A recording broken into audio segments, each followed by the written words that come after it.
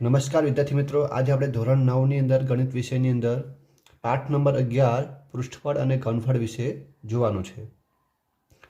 તો વિદ્યાર્થી મિત્રો, આ ચેપ્ટરમાંથી તમારે કુલ 10 માર્ક્સનું પૂછાશે વાર્ષિક પરીક્ષાની અંદર।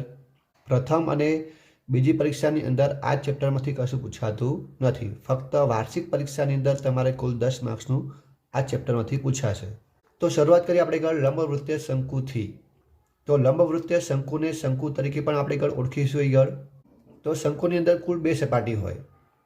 ખાસ ધ્યાન આપજો એક માર્ક્સ માટે પણ કે શંકુની અંદર કુલ 2 સપાટી હોય, એક વક્ર સપાટી હોય અને એક વર્તુળાકાર સપાટી હોય। આ 2 સપાટી હોય।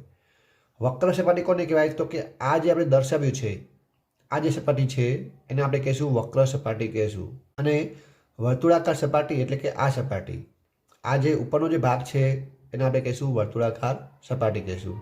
તો આ રીતે કોઈ પણ શંકુની અંદર 2 સપાટી હશે, એક વક્ર સપાટી હોય અને એક વર્તુળાકાર સપાટી હોય। કોઈ પણ શંકુની અંદર કુલ 3 માપ હોય, એમાં એક છે ત્રિજ્યા, જેને આપણે r વડે દર્શાવશું। પછી ઊંચાઈ, ફક્ત ઊંચાઈ કીધું હોય તો h, જો ત્રાંસી ઊંચાઈ કહે તો l। આપણે દાખલામાં તમને ફક્ત ઊંચાઈ આપેલી હોય તો h સમજવાનું, અને ત્રાંસી ઊંચાઈ કીધી હોય અથવા તિર્યક ઊંચાઈ કીધી હોય તો આપણે એને L સમજવાનું। હવે આપણે આગળ શંકુના દાખલા માટેના કેટલાક સૂત્રો જોઈ લઈએ। તો આ ચેપ્ટરમાં તમને સૂત્ર આવડશે તો જ દાખલા આવડશે, એટલે આપણે ખાસ આપણે સૂત્ર જોઈ લઈએ। તો પહેલું સૂત્ર છે કે શંકુની વક્ર સપાટીનું ક્ષેત્રફળ બરાબર પાઈ આર એલ। તો પાઈની કિંમત દાખલામાં આપેલી હશે, ના આપેલી હોય તો 22/7। આર એટલે કે ત્રિજ્યા લેવાની અને એલ એટલે કે ત્રાંસી ઊંચાઈ લેવાની। પછી બીજું સૂત્ર છે કે શંકુનું કુલ પૃષ્ઠફળ। તો કુલ પૃષ્ઠફળ એટલે કે આ ક્ષેત્રફળ અને આ ક્ષેત્રફળ એ બંને ભેગું શોધવાનું, આનું પ્લસ આનું, એ બે પ્લસ કરવાથી આપણને શું મળશે? કુલ પૃષ્ઠફળ મળે। તો શંકુનું કુલ પૃષ્ઠફળ શોધવું હોય તો પાઈ આર એલ વત્તા પાઈ આરનો સ્ક્વેર, અથવા પાઈ આર કૌંસની અંદર એલ વત્તા આર।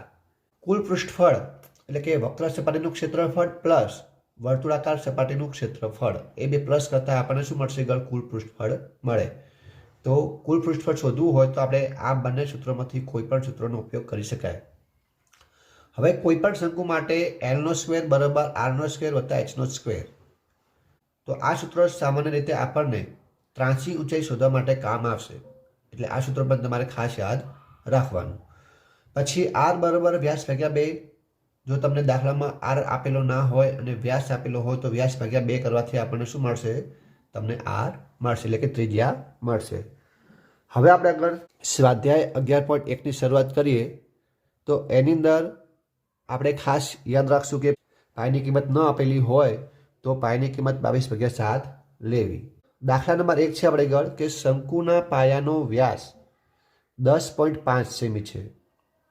અહીંયા વ્યાસ આપણને આપેલો છે આગળ, તો લખી નાખીએ વ્યાસ બરાબર 10.5 સેમી, અને તેની ત્રાંસી ઊંચાઈ 10 સેમી છે।